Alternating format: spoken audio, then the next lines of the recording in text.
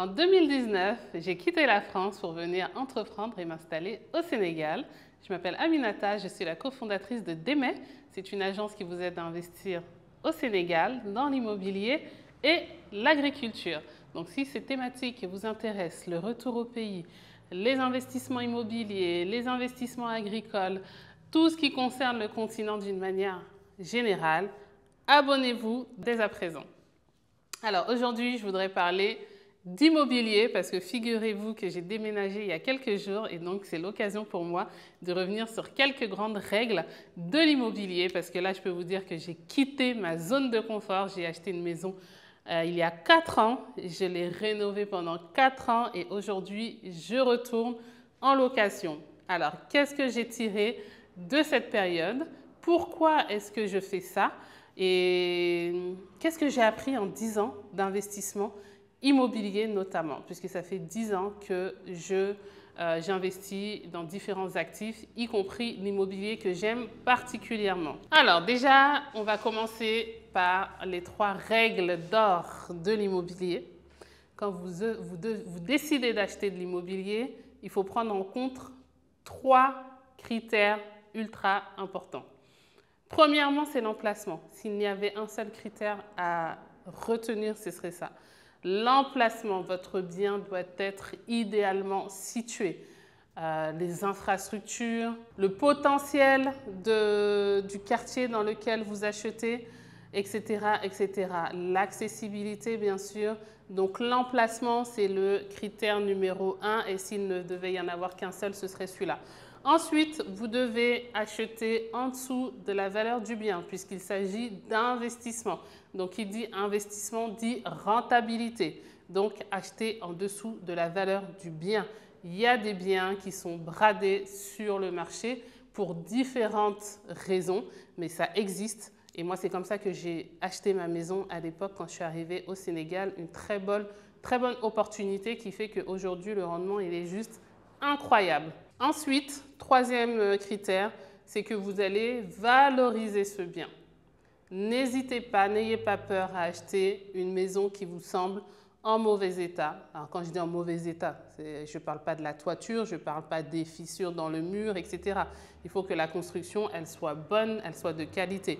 Mais par contre, en matière de rénovation, s'il faut tout refaire, casser des murs, tout ce que vous voulez pour valoriser le bien, n'ayez pas peur parce que ça va vraiment augmenter la valeur du bien et vous allez pouvoir faire plusieurs opérations que nous verrons par la suite. Ensuite, une question qu'on se pose souvent et que je me suis posée puisque j'étais propriétaire et que je deviens locataire. Donc, je me suis posé cette question pendant longtemps. Est-ce qu'il vaut mieux louer ou acheter? Bon, je suis désolée, mais il n'y a pas de réponse typique. Désolée de vous décevoir. En fait, ça va dépendre de votre objectif. Moi, mon objectif, c'est d'obtenir des revenus passifs. Donc, des revenus passifs, ça veut dire que le produit, il travaille tout seul, sans que j'ai besoin de m'en occuper ou alors que je m'en occupe un minimum. Donc, je choisis d'être en location, de mettre mon bien en location courte parce qu'il va rapporter beaucoup plus et il va me générer des revenus passifs. Ça, c'est mon objectif. Donc, j'ai fait le choix de retourner en location pour louer. Quels que soient vos objectifs, l'objectif ultime pour nous tous, c'est à un moment donné d'être propriétaire de son bien. Pourquoi? Parce que quand vous allez arriver à la retraite, il va falloir vous protéger. Les revenus vont diminuer, voire vont carrément s'arrêter si vous vivez dans certains pays. Donc, le fait d'avoir son propre logement, de ne pas payer de loyer, déjà, vous allez vous mettre à l'abri et vous allez faire baisser la pression financière. Donc ça, je pense que c'est un objectif qu'on peut tous partager. Maintenant, les stratégies, peut-être, elles vont être différentes. Donc, bon, en tout cas, mes recommandations, avec plus de 10 ans d'expérience en matière d'investissement, je me dis que finalement, il vaut mieux rester le plus longtemps possible en location, surtout si vous louez un bien qui ne coûte pas cher, pour mener en parallèle vos investissements, acheter de la terre, acheter des immeubles, etc. Finalement, c'est cette stratégie que je vous recommanderais pour savoir si vous devez acheter ou louer, même si c'est vrai qu'on a envie d'être chez soi. Moi, je sais que là, je suis retournée en location, j'ai envie de casser des murs, mais je ne vais pas casser les murs parce que je ne suis pas chez moi. Et si j'étais chez moi, j'aurais cassé déjà plusieurs murs. Mais mon objectif, à moyen terme, c'est de construire la maison de mes rêves. Donc, j'accepte, je fais le sacrifice d'être locataire et je patiente et je fais fructifier mon argent. Donc justement, comment en immobilier on peut faire fructifier son argent? Voyons 4 stratégies et vous comprendrez dans quelle stratégie je suis. La première stratégie, c'est d'habiter une partie de votre bien et de louer le reste. Typiquement, si vous achetez un immeuble de rapport qui contient 4 logements, vous pouvez en occuper un et louer les 3 autres. Vous pouvez même vous payer un loyer, parce que le but, c'est quand même de continuer à optimiser votre investissement.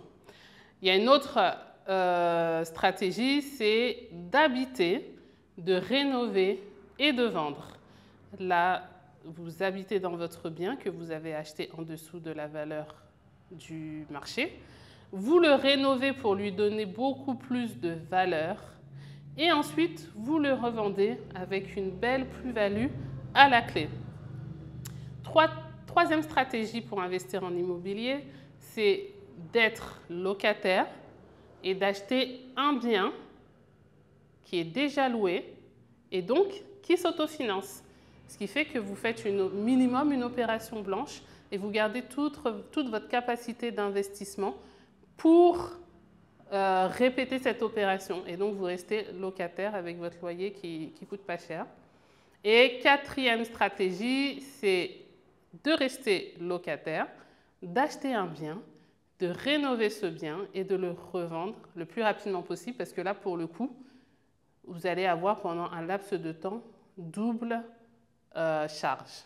Donc, le but, c'est de revendre très rapidement avec une belle plus-value également. Donc moi, aujourd'hui, la stratégie, c'est un mix d'un peu de stratégies. Ça a été d'habiter, de rénover, mais aujourd'hui de mettre en location courte. Parce que pour l'instant, je souhaite accumuler du patrimoine pour en tirer des revenus, encore une fois. Donc en fonction de votre objectif, dites-moi quelles sont les stratégies que vous adoptez quand vous investissez en immobilier. J'ai hâte de vous lire dans les commentaires. En attendant, on se retrouve sur les réseaux sociaux. Sur le site internet, inscrivez-vous sur notre newsletter. Bien sûr, on se retrouve sur Insta et sur Facebook. Et sur YouTube, vous vous abonnez, vous activez les notifications. À bientôt!